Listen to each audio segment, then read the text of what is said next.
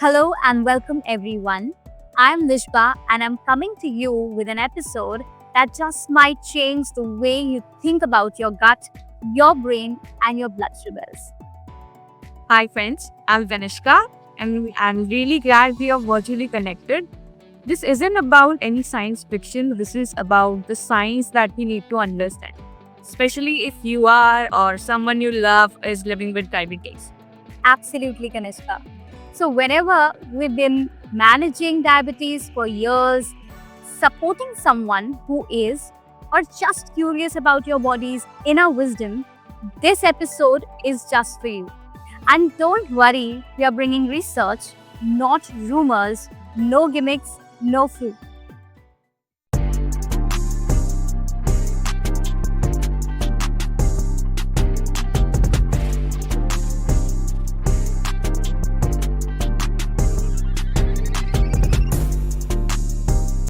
Okay, so let's break it down. What is this gut brain axis that we keep hearing about? So, Kanushka, the gut brain axis is a two-way communication network between your digestive system and your brain. It uses nerves, hormones, and immune signals, especially the vagus nerve. Think of it like an optic line carrying constant messages between your belly and your brain. And your gut? It's more than a digestion machine. The scientists also call it the second brain. It's fact the neurons, like brain-like cells, that makes like 90% of your body serotonin, which we call it the mood regulator, the sleep regulator, and the happy hormone. Plus, your gut is a home to trillions of microbes, Kanishka. The gut microbiota, these are tiny organisms that helps you digest and break down your food. They influence inflammation, immune responses, and even how your body manages its blood sugars. So this isn't just about the gut talk. It's the whole body talk. Your gut is talking, your brain is listening. It's like the conversation between these two. Absolutely correct.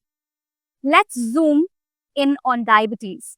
Many people still think it's just about your sugars and insulin, but we know there's much more going on. So I totally agree with you, Nishra. And recent researchers have also shown that people with type 2 diabetes also often have this gut dysbiosis, which is also called the disbalance in the gut, right? Which leads to poor immune response, poor insulin response, and also how hungry or how full they feel. They are not able to analyze it. That's so correct. So, one 2022 review in Nature Reviews Endocrinology highlighted certain bacteria like Akkermansia and Faecalibacterium that are actually very protective. They produce short chain fatty acids like butyrate, which improves insulin sensitivity and helps maintain a gut barrier. I agree with that. It's so true. And like the diets that are heavy in processed foods, right? So they tend to mess up with your metabolism and also tend to like increase your blood sugars. These are the Clostridium strains. These are the wrong kind of bacteria, or we also call this at the negative, not so good, the bad bacteria. So correct.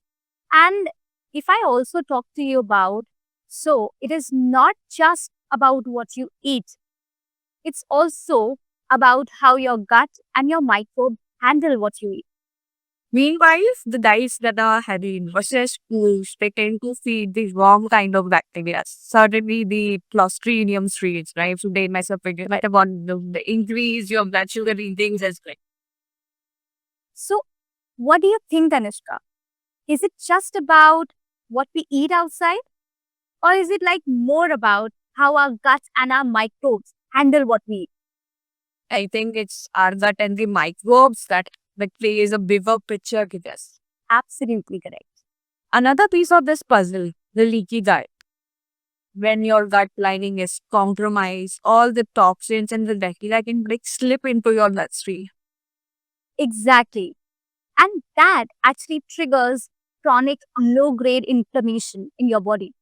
Something we now know plays a crucial role with your insulin resistance. A 2021 study in Frontiers in Immunology said that the gut derived endotoxins actually change the way how we process glucose. Mhm. So it's like a silent fire that disrupts your metabolism from within. And in type 1 diabetes, some researchers believe early life gut imbalances may even contribute to autoimmune attack in insulin producing cells. That's true. Correct. Let's get real. How does this science actually show up in everyday life? It starts with food, Kanishka. A low fiber, ultra processed diet starves the good bugs in your gut. But a fiber rich diet, fermented food, and plant diversity can help them thrive. That's true. Then there's sleep. It's like your gut microbes also follows a rhythm like you. It's like in a recent 2020 study, it was shown that even 2 bad nights sleep can mess up your gut bacteria. I absolutely agree to you, Kanishka. And stress. Chronic stress disturbs the vagus nerve, weakens the gut lining, and feeds the bacteria that thrives in inflammation. So now let's talk about movement. This exercise is not just about the calories that you burn, it changes your gut composition. And researchers have also shown that even moderate or regular activity of any kind improves how your gut is feeling and like make your microbiota more diverse. It's like a workout for your microbes. I absolutely agree with you, Kanishka. Exercise improves insulin sensitivity, reduces inflammation, and it also supports healthy gut bacteria. It's one of the most powerful and free tools we all have. Even just 30 minutes of regular walking can shift your metabolism, can shift your ecosystem in the right direction. Absolutely correct. Now, let's give you something to take away.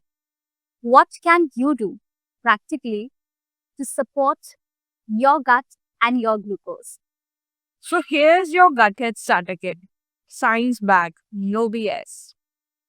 First, add fiber, at least 25 to 30 grams of it. You get it from your vegetables, you get it from oats, you get it from your whole grains, and fiber is really, really important for your gut. Second, don't forget to eat your fermented foods. Think yogurt, kanji, kefir, kimchi, and miso. Third, cut the junk. All the processed foods that you have, all the refined foods that you have that is really, really not good for your gut and is going to add up the negative, the bad bacteria in your gut. Fourth, manage stress. Breath work, yoga, journaling, whatever grounds you, do that at least 10 to 15 minutes in a day. Totally agree with you, Nishpa. I'm talking about the fifth part now, which is sleep. At least 7 to 8 hours of sleep is like a good fuel for your gut microbes. Sixth, move daily. Walk, stretch, dance, just get your body moving each and every single day. And also, I would recommend Kanishka, consider working with a functional or a health practitioner. If you're curious about probiotics, microbiome testing, or healing a leaky gut. Yes, the gut is complex, but it can be rebalanced. Absolutely. So let's take a moment to talk heart to heart. Managing diabetes can be tricky, it can be isolated, right? We may feel like your body is working completely against you. Yes. If you are struggling, it is not your fault. There are layers here: genetic, cultural, societal, but more we understand our biology, the more praise we can give ourselves. Also, this gut break connection shows us something deeper. Healing is not just physical, it's spiritual, it's environmental, it's emotional as well. Your gut is your inner ecosystem. When you nurture it, you nurture you. This is about more than controlling your blood sugars. It's about finding balance inside and out. Today, we unpacked gut brain access, linked it with diabetes, and shared so many tools to help you support your healing journey. If this episode helped you think, helped you feel seen, or give you some clarity, share it. Someone in your circle may need to hear it as well. Thanks for spending time with us. And remember, your body isn't broken, it is brilliant. This was just something that you wanted to hear and might be helpful for someone who needs it. So, do like, share, and subscribe. Yes. So take care of your mind, take care of your microbes and your meals. Bye for now.